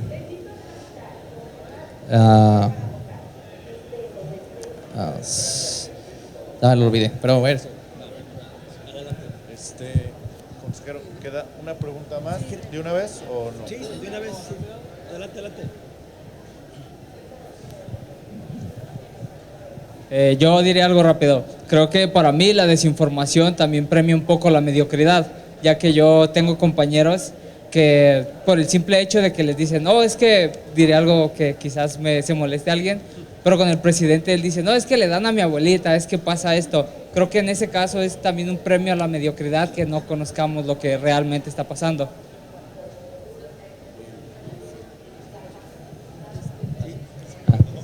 Ya me acordé. Bien. Entonces, tiempo. ¿La cultura era parroquial o no en México? Ok, bueno, les doy el uso de la voz, nomás voy a hacer una pequeña aclaración. El color naranja que tengo aquí en mi solapa es por el día 25N, contra la violencia. Estamos como organismo electoral y sociedad toda en contra de la violencia contra las mujeres, no de ningún partido político ni mucho menos. Acá el árbitro no tiene color. Muy bien. Adelante quien desee contestar. Compañeros, a ver, por acá, por acá. Pues primero, Eduardo, que le hiciera una pregunta para ti. Para Lupita. Sí, sobre lo de los cuerpos. Precisamente mencioné como ejemplo algo que no se está haciendo, que es el uso de la inteligencia geográfica aplicada a este tipo de problemas, o no en lo local, probablemente se estuviera haciendo en el ámbito nacional, y además se estaba llevando a cabo con 62 bases de datos de fiscalías locales y comisiones estatales de búsqueda, un registro nacional de personas desaparecidas, que es el esfuerzo de Carla Quintana, que quedó trunco con su salida y que ha lastimado mucho con las descalificaciones de que ha sido sujeto. Y vale la pena en ese sentido recuperar una recomendación, creo que es la única que han hecho, de parte del Consejo Ciudadano de la Comisión Estatal de Búsqueda en Jalisco, que es algo muy valioso sobre cómo se deben llevar a cabo las acciones de búsqueda, y sobre el presupuesto necesario. Tiene que haber prioridades éticas en la designación de presupuestos mucho más importantes que financiar la línea de camiones del Canelo. Por Dios, darle un presupuesto suficiente al Instituto Jalisciense de Ciencias Forenses y a la Comisión Estatal de Búsqueda. No, nuestra cultura política no es parroquial. Creo que justamente lo que ilustra todas las experiencias de las que hemos escuchado es que más bien nos cuesta mucho trabajo reconocer quiénes somos realmente. Y estábamos buscando en los años 90 complacer a otros, a los mexicanólogos, a los expertos internacionales. Entonces, mucho de lo que pasaba es que no es que las categorías analíticas no funcionen y que las metodologías no están bien, es que no estábamos estudiando lo que teníamos que estudiar, y es que otras expresiones tiene la participación ciudadana, no solo las formales. Por supuesto, creo que el voto sí se respeta en México, no, hay muchísimos controles para asegurarnos de que sea, pero seguimos teniendo razonablemente dudas y desconfianza y preguntas, y creo que ahí a eso me refiero, que no es, a veces nos complace tanto seguir las grandes teorías del mundo que no nos estamos haciendo las preguntas que nos tenemos que hacer sobre quiénes somos en este momento. Y aunque yo tenga la seguridad de que el órgano electoral trabaja de veras incansablemente para que se respete el voto, también creo que la señora tiene razón y que tenemos que hacer un esfuerzo consciente y abierto por volver a darle confianza a las personas de que esa parte está más o menos atendida y resuelta, y que cuando hay un delito se puede investigar y sancionar. Pero lo que no está resuelto, y eso es donde creo, es el tema de la desinformación. Y hoy es todavía mucho más complicado, porque no es que nos falte información, es que nos sobra propaganda, pero nos sobra. O sea, todos dijeron fosfo y todos entendimos perfectamente qué estábamos hablando, ¿verdad? Pero en cambio, si hablamos de la Comisión Nacional de Búsqueda, vamos a sentir que no es un lugar donde estamos tan cómodos, ¿verdad? Esa ética de la que está hablando Guadalupe, esa ética de lo público, es difícil de construir, porque el otro es mucho más fácil de que te llegue, ¿no? Pero mucho más fácil. O sea, te pones a hacer scrolling y automáticamente te aparece lo fosfo, y podemos hacer la conexión con el listón, y podemos hacer... Entonces, esa desinformación va a ser bien difícil de resolverla si la información pública sobre lo que nos importa es tan poco accesible y está presentada de manera tan poco clara e incluso aburrida y tediosa. Busquen ustedes el acuerdo de la Comisión del Senado para el seguimiento de los recursos de Acapulco. Nos tomamos la molestia de hacerlo. Caray, la verdad que si no fuera politólogo y no me dedicara a lo que me dedico, no habría llegado a la tercera página, ¿no? Es aburridísimo y está pensado para hacerlo una barrera a que las personas nos informemos.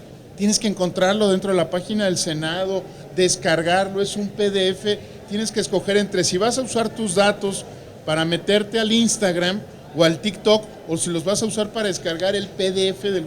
Entonces sí creo que hay un problema mucho más complejo que nuestra cultura política.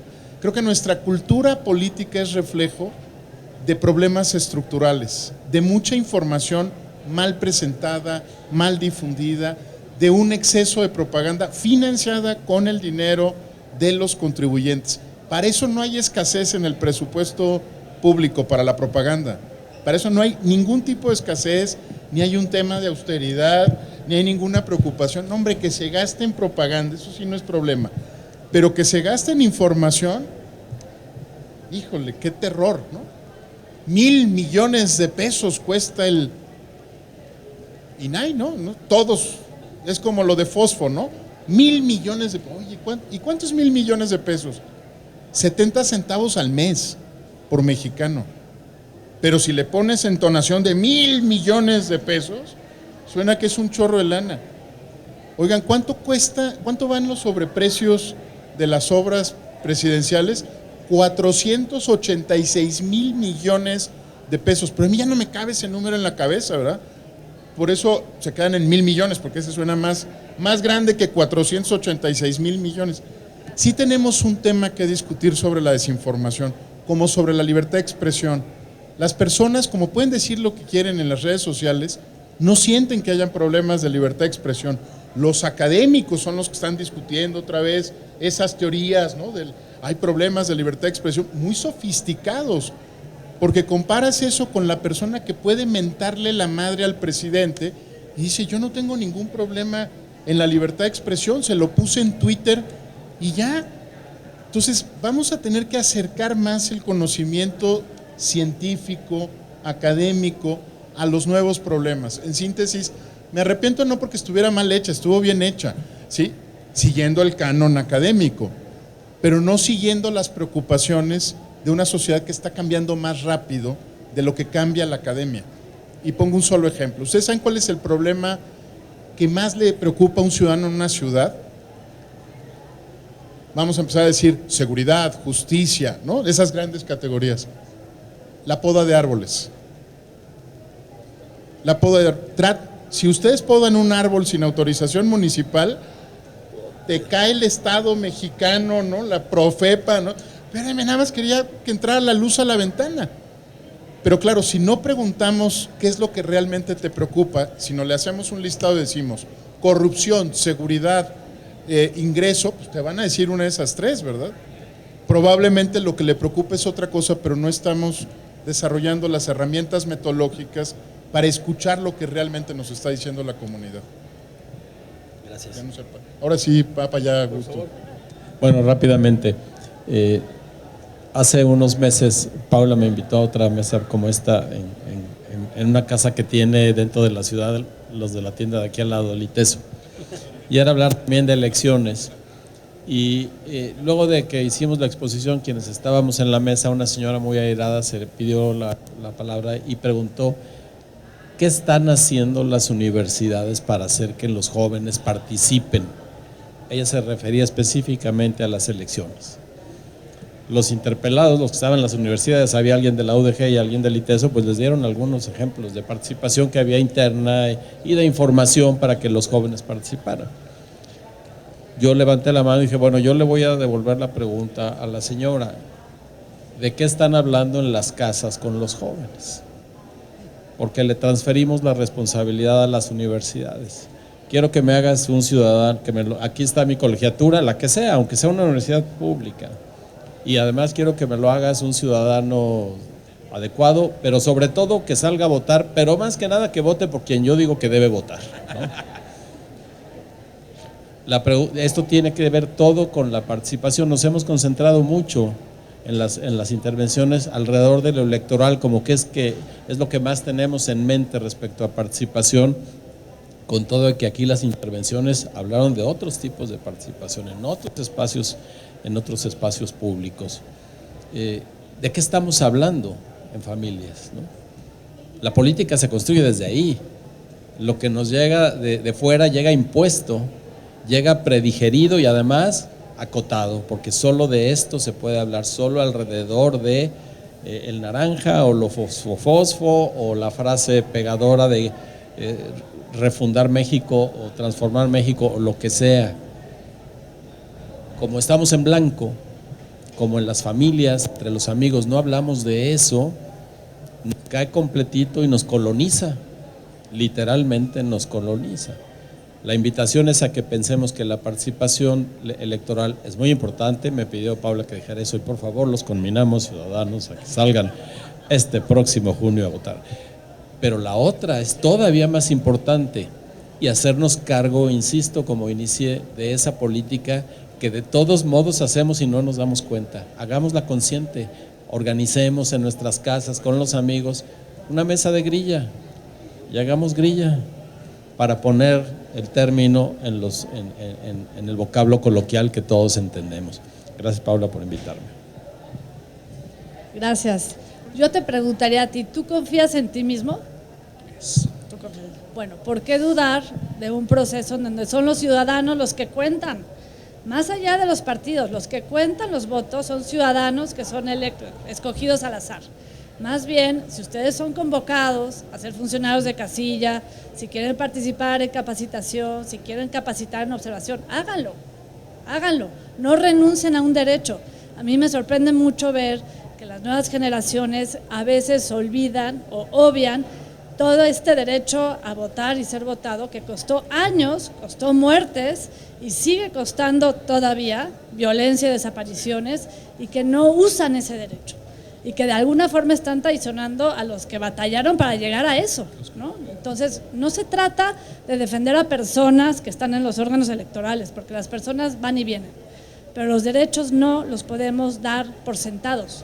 Derecho que no se usa no es derecho. Entonces, por eso de ahí la invitación a que salgan a votar y a que se informen, no se vayan con las falsas noticias, va a haber mucho ruido, ya hay mucho ruido, pero siempre hay formas de verificar. En cuanto al presupuesto de la Comisión Nacional de Búsqueda, hay una auditoría que nadie pela, porque nadie lee las auditorías, de la Comisión Nacional de Búsqueda. No es un problema de presupuesto. Al local sí, pero a nivel nacional hay subejercicios. Ya hay una serie de fallas, hay 18 recomendaciones que desafortunadamente nos hacen pensar que van a seguir los desaparecidos y van a seguir los subregistros, porque el problema es estructural. Pero ahí está la información.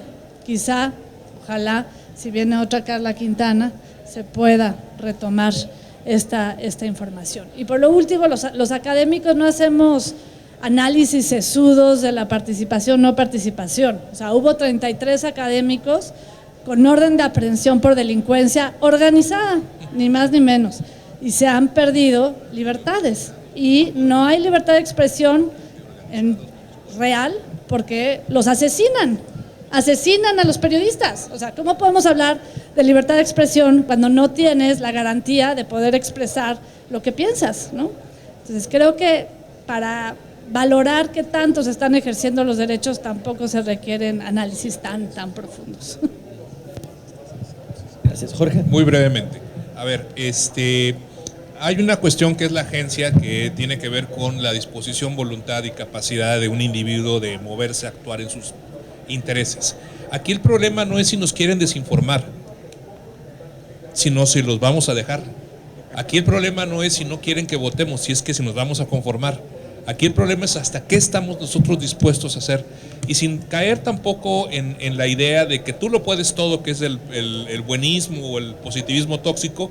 La cuestión es que si nosotros no ponemos justamente nuestra parte de responsabilidad participativa, y el votar solamente es una parte importante, pero solamente una fracción de la experiencia democrática. Las democracias, las elecciones no son solamente democracias, porque hay democracias donde, bueno, hay lugares donde hay elecciones y no son unas democracias, como tenemos Cuba, en donde tenemos Corea del Norte, tenemos China, no son democracias. La democracia es las elecciones y muchísimo más que eso. Y aquí no es qué tanto nos van a querer limitar, sino si estamos dispuestos a que nos lo quiten. Y aquí una cosa muy grave es, algo peor que te quiten la posibilidad, es que tú renuncies de antemano. No se puede. Ya está todo hecho, ya está todo... No, ya... Como el ya ni modo, que era un personaje de Héctor Suárez, que por desgracia no hemos visto. El ya ni modo, no. Entonces no es si están dispuestos a que no lo hagamos, sino si los vamos a permitir. Y ahí, aquí dependerá de ver de qué es lo que estamos hechos y lo que cada generación va a aportar. Es lo que tengo que decir. Gracias, un aplauso a todos, por favor.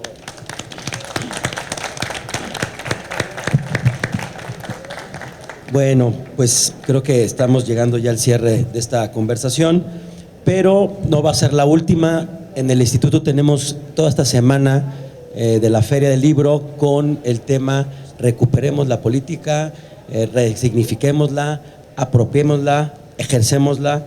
Y hoy iniciamos pues con un excelente panel. La verdad que fue un gusto escucharlos a todos, a todas, muy puntuales, muy profundas sus reflexiones. La invitación a todos los que están aquí, no sé si esté viéndose esto en redes, pues es a que hagamos política, a que nos informemos, dejar la apatía y que no nos digan, no, es que a mí me dijeron que en la casilla, no. Y si hay dudas incluso, pues hasta se pueden notar como observadores electorales, ¿no? Que no me digan que pues es que como que ahí el funcionario boliantó la boleta. No. Se puede está incluso abierta la convocatoria para hacer observación electoral, ¿no? Pero hay muchos controles para que nuestro voto se ejerza. Creo que la discusión está en otro lado, el tema de los recursos, de la fiscalización, que eso creo que tenemos pendiente como sistema político democrático en la parte electoral, entre varios, ¿no? El tema, por ejemplo, de los recursos. Y yo apuntaría también, no están de acuerdo, creo que el modelo de comunicación política ya no funciona. Creo que sí se tiene que replantear. Me parece que esta espotización no nos aporta a los ciudadanos información veraz de qué van a proponer, porque incluso ni coinciden las propuestas que registran ante la autoridad electoral con diferentes spots y demás. Hay una desconexión ahí tremenda, pero es muy costoso, ¿no? Hay toda una maquinaria electoral para hacerlo posible, para supervisarlo. Yo creo que sí, después de, que eso es mi opinión como ciudadano, como funcionario electoral, ojalá se replantee este esquema pasando las elecciones. Entonces, bueno, decirles ya para cerrar que toda la semana estaremos conversando. Hoy fue desde la óptica de la sociedad civil, pero les voy a decir lo que viene. Vamos a hablar, recuperemos la política desde la academia, desde el feminismo, desde las juventudes, desde los medios de comunicación, desde las autoridades electorales y desde las infancias, que también hay mucho que escuchar y decir de cómo empiezan a socializar los niños, las niñas, el tema público de la política, ¿no? Muchas gracias, les agradezco esta conversación a ustedes por su presencia, agradecer a nuestra presidenta Paula Ramírez por el empeño siempre que le ponemos a este proyecto, a la feria, mis colegas, la consejera Brenda Serafín que está aquí, Alejandra Vargas, muchas gracias, lo hacemos, créanme, con mucha pasión. El tema de lo que hacemos, no solamente las elecciones, sino todo lo que tiene que ver con ejercer política y política democrática. Muchas gracias y muy buenas noches.